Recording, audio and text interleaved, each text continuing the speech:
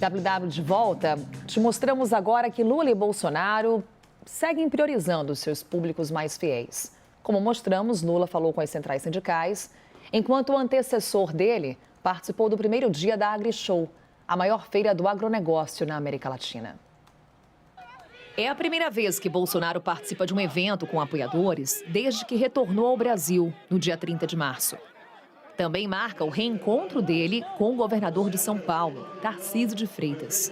O ex-presidente disse que a gestão dele teve o menor número de invasões de terra entre os últimos governos. O número não dá para a gente divergir. Governo Fernando Henrique, 8 anos. Uma invasão por dia. Primeiro e segundo governo Lula, 20 por mês.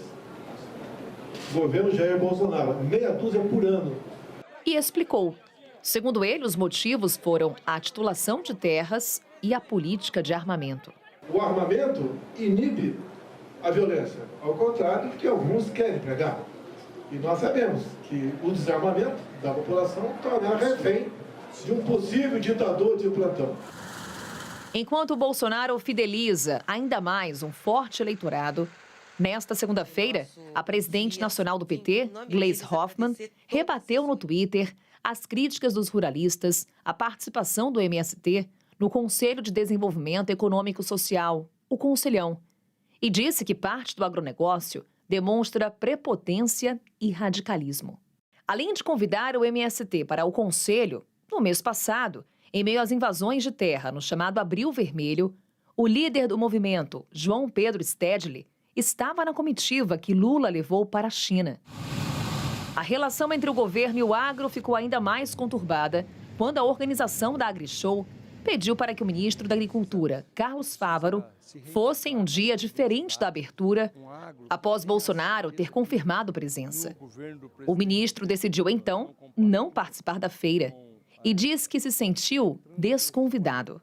Após o mal-estar, a maior feira de agronegócio da América Latina anunciou o cancelamento da solenidade de abertura. Mesmo assim, o governador Tarcísio de Freitas discursou. Ao lado de Bolsonaro, disse que, em São Paulo, invasores de terra vão para a prisão. Nós vamos proteger no estado de São Paulo a propriedade privada. Não vamos tolerar a invasão de terra aqui no nosso estado. E aqueles que invadirem terra no estado de São Paulo terão um destino só, a cadeia. E para a gente começar aqui essa nossa roda de análise, Raquel, primeiro, como é que a gente pode definir a relação atual do governo com o agronegócio? Do governo Lula com o agronegócio, Carol, é uma relação muito complicada, que está muito desgastada. E eu vejo pouquíssimas iniciativas do governo Lula, pouquíssima boa vontade de tentar retomar essa relação. Com exceção do ministro Carlos Fávaro, que fica tentando fazer uma ponte, o que a gente escuta no governo Lula quando você fala do agronegócio e o Lula já externou isso publicamente algumas vezes, eu não entendo por que o agronegócio me odeia, eu estou viajando o Brasil para recuperar a imagem, a péssima imagem deixada pelo Bolsonaro, que estava prejudicando os nossos mercados, eu fui o presidente que mais dei crédito agrícola no país. Você sente um ressentimento do Lula quando você conversa com aliados dele em relação ao agronegócio. E tem um peso também que é o seguinte, uma parcela do agro, pelo menos, é importante ressaltar isso, não é o agro como um todo, precisa fazer uma reflexão sobre o papel que eles desempenharam nos atos golpistas e até antes, porque você teve muito bloqueio de estrada, que foi feito fortemente ali no Centro-Oeste, no Mato Grosso foi a maior parte dos problemas, e tem muito financiamento dos atos golpistas lá no dia 8, feitos pelo agronegócio, por pessoas ligadas ao agronegócio. Os procuradores, os delegados já conseguiram rastrear isso. Agora, tem uma outra parcela do agro que não quer mais essa imagem ligada ao golpismo. Tanto que ontem, quando explodiu toda essa confusão do desconvite ao Carlos Fávaro, o Bolsonaro vai, eram lideranças ruralistas locais que estavam articulando a ida do Jair Bolsonaro, e a abertura do AgriShow acaba cancelada, porque tinha uma fatia importante do agronegócio dizendo não, a gente não pode mais ter a nossa imagem vinculada dessa forma, a gente não pode ficar batendo o tempo todo de frente com o governo, porque bater de frente com o governo, Carol, num país como o Brasil, e aí a gente precisa ser bem honesto em relação a isso, também não é fácil, o governo tem muitas formas de retalhar.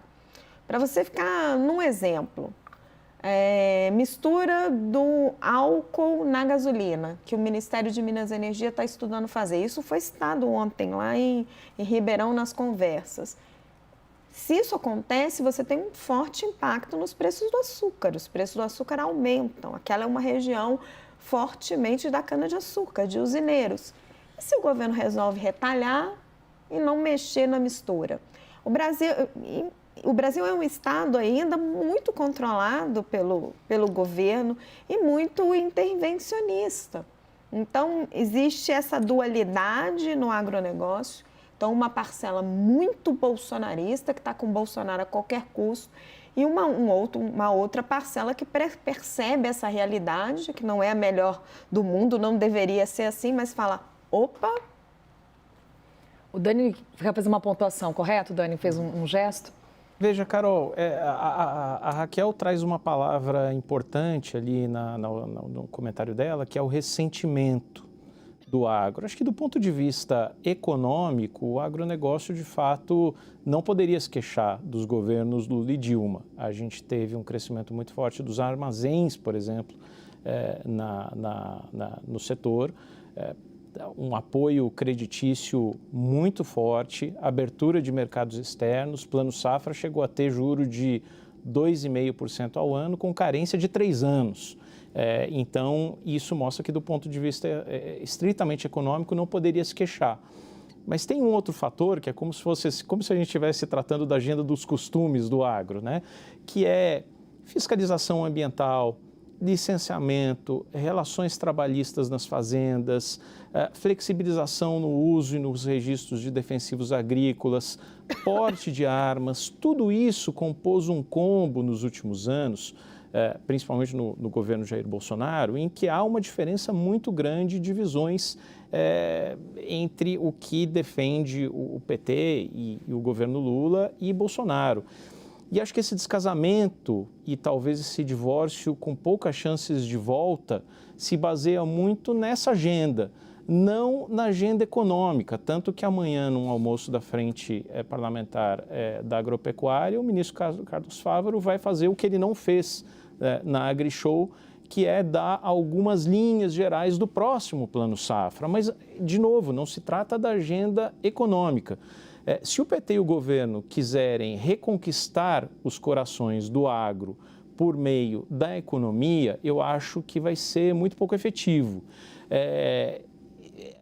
A agenda que chega forte ali no agro é uma agenda que é muito cara ao PT, que é de fiscalização ambiental, licenciamento, relações trabalhistas, e é importante para o agro também uma certa flexibilização, uma certa tolerância e o discurso e a retórica. É preciso lembrar que Lula, na campanha, chamou parte do agro de fascista. O que a presidente Gleisi Hoffmann, do PT, fez agora foi apontar que parte do agro ainda é muito radical. Não entro no mérito, pode ser, pode não ser, mas esse tipo de retórica joga contra o governo, enquanto você tem, do outro lado, uma outra liderança política, Bolsonaro, que sempre tece loas de amor por esse setor. Então, o descasamento não tem sinal de que pode voltar. Só fazer uma pequena pontuação, Carol, tem o MST, que incrementou aí um monte o número de invasões. Não existe uma condenação direta do governo a isso, pelo contrário, né? Na verdade, o Lula leva o João Pedro Stedley para a China, o MST vai fazer parte do Conselhão. Isso tudo soa para o agronegócio quase como uma provocação. Pois é, Caio, você busca acenos ao agronegócio e faz acenos ao MST. Tá difícil encontrar esse equilíbrio necessário?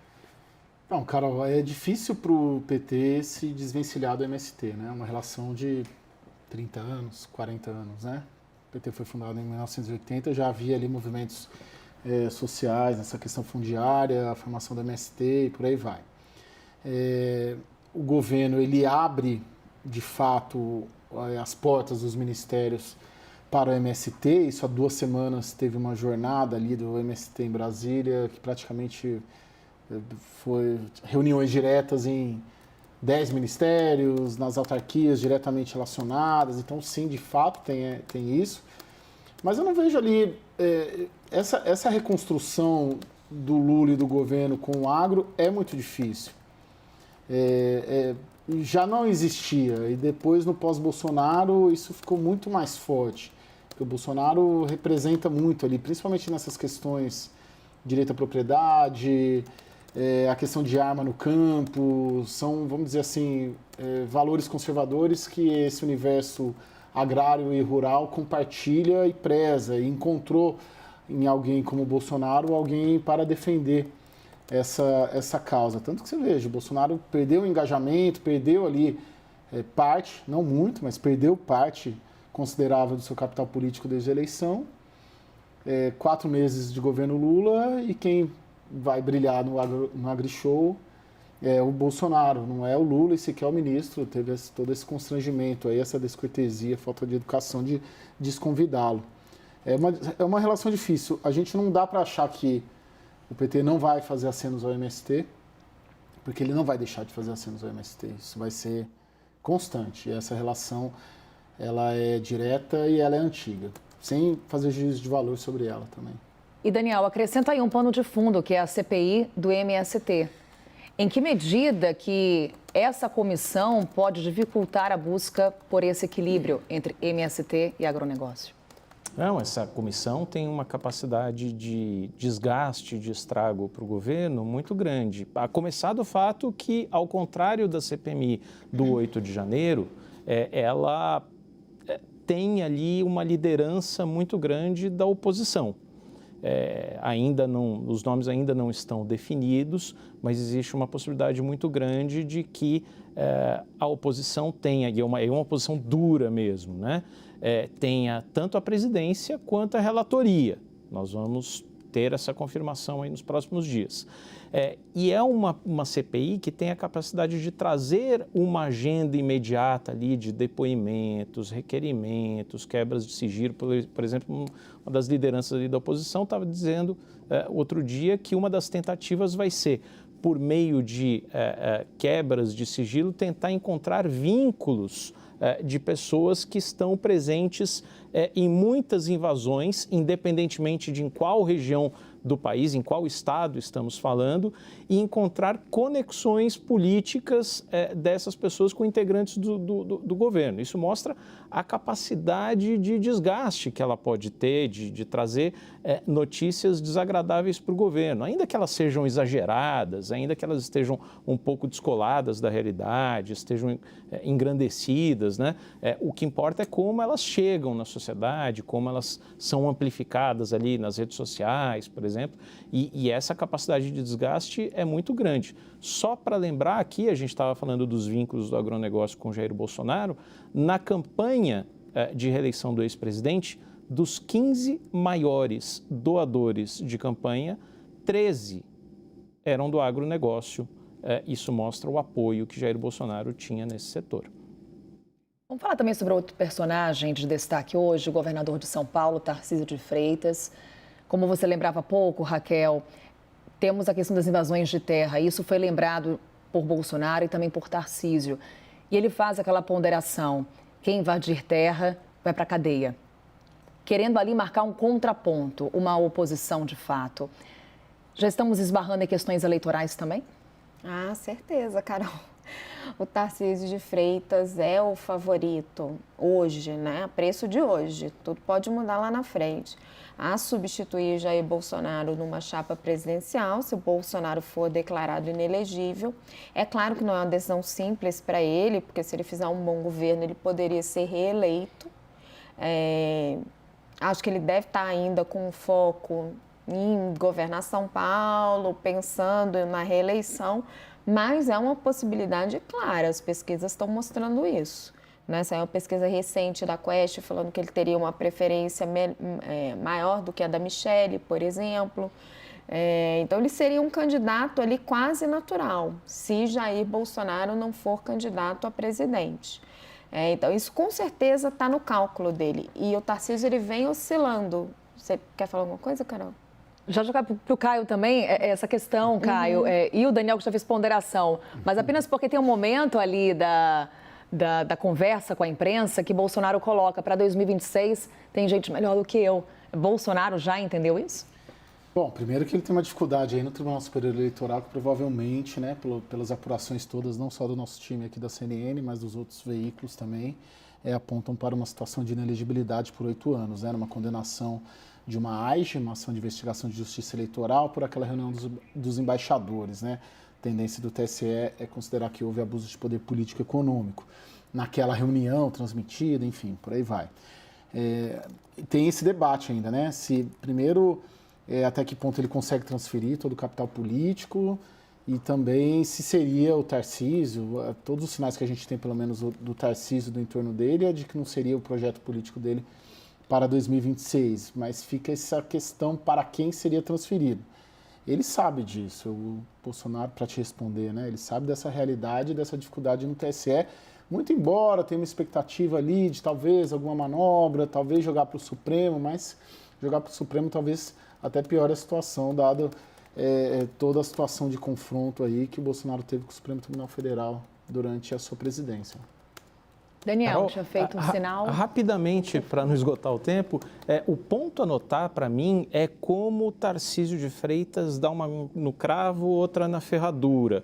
Como ele tenta acenar para um eleitor mais moderado e de centro e, ao mesmo tempo, não pode se desgarrar completamente do bolsonarismo que o elegeu e que será tão importante como espólio eleitoral ali do Jair Bolsonaro. Então, ele faz basicamente o seguinte, né, ao longo do tempo, ao longo desses 4 meses de governo em São Paulo, permite o uso medicinal da cannabis, por exemplo, e reconhece ao mesmo tempo a Marcha por Jesus como patrimônio cultural do Estado.